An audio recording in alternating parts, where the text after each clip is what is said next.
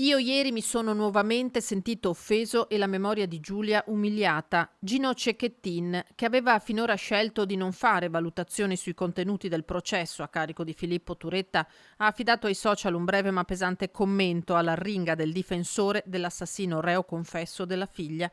La difesa di un imputato è un diritto inviolabile, scrive nel post Cecchettin. Tuttavia credo che nell'esercitare questo diritto sia importante mantenersi entro un limite dettato dal buonsenso e dal rispetto umano. Travalicare questo limite rischia di aumentare il dolore dei familiari della vittima e di suscitare indignazione in chi assiste.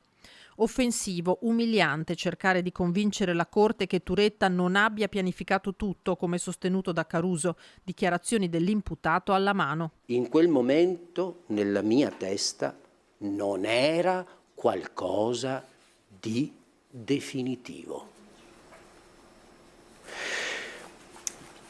Questa non è premeditazione. Né possono essere considerate crudeltà le 75 coltellate inferte alla ragazza, frutto, secondo il legale, di un cortocircuito, di un'alterazione emotiva del giovane.